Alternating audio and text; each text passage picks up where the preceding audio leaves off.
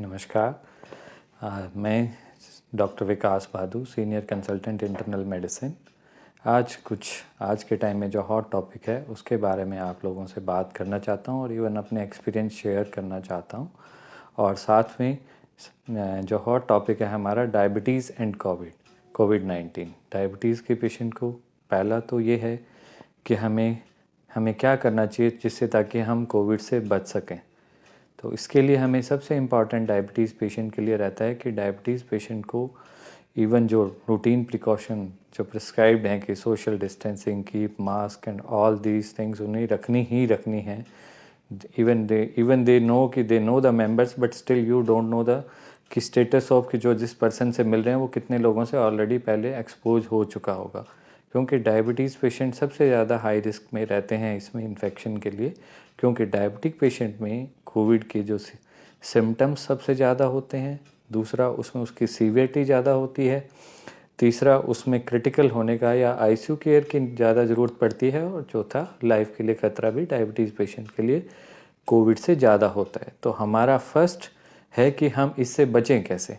इससे बचने के लिए जो तरीके सोशल डिस्टेंसिंग, मास्क, ये सब चीज़ें तो ऑलरेडी चल रही हैं, और नाउ इन दिनों में वैक्सीनेशन भी डायबिटीज़ पेशेंट के लिए बहुत ज़्यादा इम्पॉर्टेंट है, क्योंकि डायबिटीज़ पेशेंट जैसे मैंने बताया बड़े रिस्क पे रहते हैं, तो डायबिटीज़ पेशेंट को वैक्सीनेशन ज़रूर लेना चाहिए।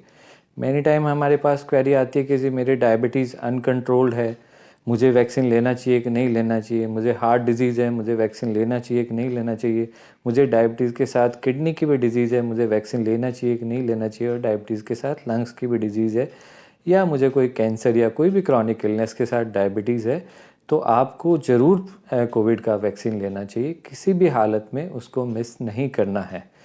कोविड की वैक्सीन का कॉन्ट्राइंडिकेशन ओनली ज़्यादातर कि आपको उस ड्रग से ही जो पर्टिकुलर कोविड वैक्सीन का कोई कंपोनेंट अगर उससे आपको एलर्जी है तो ही वो कॉन्ट्राइंडिकेटेड होती है। अदरवाइज़ या फिर डायबिटीज़ पेशेंट को पहले कोविड हो चुका हो तो एटलीस्ट 3 मंथ्स के बाद आप उसमें कोविड की वैक्सीन फिर भी लगवा सकते हैं। तो फर्स्ट तो है कि हम उससे बचें कैसे। उससे बचने का तरीका हमारे लिए है फर्स्ट तो जो social distancing, then vaccination and keep mask all, इससे हम बच सकते हैं। दूसरा, हम हमारे शुगर के लेवल को कंट्रोल करके भी हम इस चीज़ से बचा जा सकता है, क्योंकि शुगर के पेशेंट जनरली उनमें हार्ट डिजीज़ भी होती है, उनमें लंग्स का भी कंपोनेंट हो सकता है, उसमें किडनी का भी हो सकता है, तो और ज़्यादा हाई रिस्क हो जाता है। और स्पेशली जो डायबिटीज़ में जो कॉमन देखा गया है, जो मेल डायबिटिक हैं या जो एल्डरली एज है या फिर जिनका वेट ज़्यादा है, जिसे हम कहते हैं बॉडी मास इंडेक्स या ओबेसिटी, जिसका बीएमआई मोर देन 25 है, तो उनको हाई रिस्क रहता है। तो डायबिटीज़ को पेशेंट को अपना प्रिकॉशन सबसे इम्पॉर्टेंट है कि वो अपनी शुगर का फ्रीक्वेंट मॉनिटर करे कि उसकी शुगर कंट्रोल है या नहीं है। उसके लिए वो चेक करेगा तो उस पर एक्शन लेगा, चाहे उसका उसमें सबसे इम्पॉर्टेंट डाइट का, कि अपनी डाइट का प्रॉपर ध्यान रखे। प्रॉपर जो डाइट उसको एज ए डॉक्टर्स या उसके जो फिजिशियन, जो ट्रीटिंग फिजिशियन है, उन्होंने जो एडवाइस किया हुआ है उसको प्रॉपर तरीके से फॉलो करना है। दूसरा, उसमें इम्पॉर्टेंट रहता है एक्सरसाइज का, स्पेशली इन सिचुएशन कोविड-19 के जहाँ लॉकडाउन लग जाता है और आपको लगता है कि आप बाहर कहीं एक्सरसाइज करने के लिए नहीं जा सकते, उसके बावजूद भी आपको घर में अपने होम एनवायरनमेंट में ऐसी चीज़ें जो है आप इंडोर जो एक्सरसाइज करनी है उसको छोड़ना नहीं है, क्योंकि एक्सरसाइज शुगर कंट्रोल करने में बड़ा मदद करता है, और शुगर हमारी जितनी कंट्रोल होती है उतना हमारा कोविड से रिस्क कम हो जाता है। और ख़त्म नहीं होता, बट एटलीस्ट हम उस रिस्क को कम कर लेते हैं। तो हमारा खाने पीने का ध्यान रखना और एक्सरसाइज ये बहुत इंपॉर्टेंट कंपोनेंट है, जिसको हमें कोविड से प्रिवेंट करने के लिए ऑलवेज अपनी शुगर को कंट्रोल करके रखना पड़ेगा। ये इम्पॉर्टेंट रहता है इसमें। तीसरी बात जो आती है इसमें कि ड्रग थेरेपी, अगर आपके शुगर, डाइट, फिजिकल एक्टिविटी और इसके बाद भी अनकंट्रोल्ड है तो आपको उसमें डोज या मेडिसिन जो भी प्रिस्क्राइब्ड है, जो आपका डॉक्टर है, ट्रीटिंग डॉक्टर फॉर डायबिटीज़, अगर आपके शुगर का लेवल HbA1c मोर देन 7 है या फास्टिंग लेवल आपके मोर देन 20 जाती है, या रैंडम जो या post prandial sugar more than 160 जाती है, तो हमें उसको कंट्रोल करने के लिए नेक्स्ट एक्शन लेना होता है कि यू मीट योर डॉक्टर। ये नहीं है कि ये आप 3 महीने तक वो पुरानी मेडिसिन से लिए जा रहे हैं, आप शुगर चेक भी नहीं कर रहे हैं, चाहे आपकी 250-300 रह रही है, तो वो इम्पॉर्टेंट है कि आप उसको फ्रीक्वेंट मॉनिटर करें, मॉनिटर के साथ अपना डाइट का, एक्सरसाइज का एंड ड्रग थेरेपी जिसे हम कहते हैं कि डॉक्टर से मिलके उसको अप्रोप्रिएट करना होता है डॉक्टर, ताकि शुगर आपकी कंट्रोल रहे। एंड थर्ड, जब इसमें आता है ट्रीटमेंट की next once we are expose to COVID, या हमें लगता है कि हमें फीवर और थ्रोट सिम्टम्स कोविड के हैं, तो डायबिटिक पेशेंट को सबसे इम्पॉर्टेंट है कि उसको इन्वेस्टिगेट कराना। जब हम पेंडेमिक में होते हैं तो सबसे पहले हमें यही सोचना है कि जो आज के टाइम सबसे कॉमन बीमारी चल रही है, इस टाइम हो सकता है ये बुखार मुझे उसी की वजह से हो। तो आप अपने ट्रीटिंग डॉक्टर से मिलें, उसको इन्वेस्टिगेट कराएं। फर्स्ट 5-7 डेज़ कभी वेस्ट नहीं करने कि ये कॉमन बुखार होगा, मैंने ठंडा खाया इसलिए हो गया होगा, मैंने गर्म पी लिया इसलिए हो गया होगा। क्योंकि इम्पॉर्टेंट कोविड में पहले 7 डेज़ बड़े इंपॉर्टेंट होते हैं कि जब आपको बुखार स्टार्ट हुआ और अगले 7 दिन तक आप इसको जितना जल्दी इन्वेस्टिगेट करके आपको पता लग जाए कि आपको कोविड की बीमारी है, तो उसको प्रॉपर आप मेडिसिन दे के और सपोर्टिव मेडिसिन के साथ उससे आप बाहर आ सकते हैं। इसलिए इम्पॉर्टेंट है, अगर आपको फीवर, कफ, कोल्ड कुछ भी है तो आपको सबसे पहले इसको चेक करवाना है। अपना चेक करवाना बहुत ज़रूरी है। वंस यू डायग्नोज तो उसका फिर ट्रीटमेंट स्टार्ट हो जाता है and you become more aware. आपकी अर्ली स्टेज पे हम कोविड को ईजिली कंट्रोल कर सकते हैं। पर अगर फीवर आपका 7-10 डेज़ का हो गया एंड आप 10 दिन के बाद इन्वेस्टिगेशंस करवाते हैं, तो क्या होता है, जब तक कोविड ने काफ़ी कुछ इफ़ेक्ट आपके लंग्स वगैरह पे कर चुका होता है, और उस टाइम स्पेशली फिर क्रिटिकलिटी की तरफ, जो मैं कह रहा था डायबिटीज़ में हाई रिस्क, वो और बढ़ जाता है। आप आईसीयू केयर की तरफ चले जाते हो और आपकी मॉर्टेलिटी या जान को भी खतरा बढ़ जाता है। तो सबसे इम्पॉर्टेंट है कि अगर आपको फीवर है, थ्रोट है, तो इसको इन्वेस्टिगेट ज़रूर करवाएं। उसको अगर आप कोविड नेगेटिव है then you can become relax, but आप ये नहीं है कि आप उसको 5-7 डेज़ तक आप उसके बारे में लापरवाही बरतें, ये बहुत ज़रूरी है।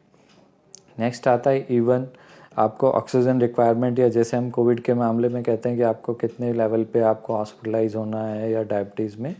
इवन डायबिटीज़ जब आपको कुछ मेडिकेशंस हैं जो कोविड में हम देते हैं जिनकी वजह से भी शुगर लेवल बढ़ता है, तो इसलिए शुगर लेवल को स्ट्रिक्ट कंट्रोल रखना बहुत ज़्यादा ज़रूरी है। फॉर एग्जांपल, हमें जब पेशेंट्स के लंग्स में इन्वॉल्वमेंट हो जाता है तो हमें स्टेरॉइड्स वगैरह देने पड़ते हैं, उससे भी शुगर लेवल जंप करता है। तो डायबिटिक पेशेंट को इससे बेटर है कि हम उसको जब भी हमें इलनेस हो अर्ली उसको इन्वेस्टिगेट करें, ताकि अर्ली स्टेज में उसका इलाज करते हैं तो हमें ऐसी मेडिसिन की भी ज़रूरत नहीं पड़ती जिनकी वजह से हमारा शुगर लेवल फ्लक्चुएट होता है कोविड में। अगर हम लेट उसको डायग्नोज करते हैं तो डेफिनेटली हमें वो मेडिसिन की ज़रूरत पड़ती है जो शुगर लेवल बढ़ाती हैं, तो फर्दर वो हमारी चीज़ों को कॉम्प्लिकेट करता है। तो diabetes patients always be careful, go for early investigations and treatment and control your sugar. इन्हीं सब चीज़ों के साथ अब उसमें हम मदद कर सकते हैं कि डायबिटिक पेशेंट को इवन पोस्ट कोविड, जैसे हम कहते हैं कि पोस्ट कोविड अगर आपको हुआ है उसके बाद, इवन कुछ पेशेंट्स हैं जिसे हम कहते हैं कि किसी को सीवियर कोविड हुआ और वो पहले डायबिटिक नहीं था, बट जो मेडिकेशंस हमें निमोनिया के लिए, उनके लंग्स को डैमेज कम करने के लिए, इन्फ्लेमेशन कम करने के लिए देते हैं, उनसे पोस्ट कोविड भी कई बार हाइपरग्लाइसीमिया या हाई शुगर रहता है। तो आपने उस चीज़ को, इवन आप ड्यूरिंग हॉस्पिटल से डिस्चार्ज भी हो गए हैं तो घर पे भी अपने शुगर लेवल को मॉनिटर करना है। अगर वो आपका शुगर लेवल, जैसे मैंने बताया, 130 से 125 से फास्टिंग एंड 140-50 से अगर पीपी और HbA1 से ज़्यादा होता है तो आप ट्रीटिंग डॉक्टर से मिलें, चाहे आप डायबिटिक ना हो।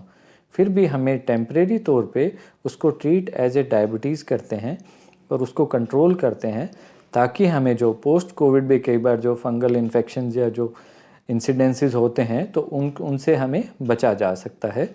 तो इस तरह से हम 4 लेवल पे पोस्ट कोविड या इवन ड्यूरिंग कोविड या डायबिटिक पेशेंट अपनी केयर कर सकता है।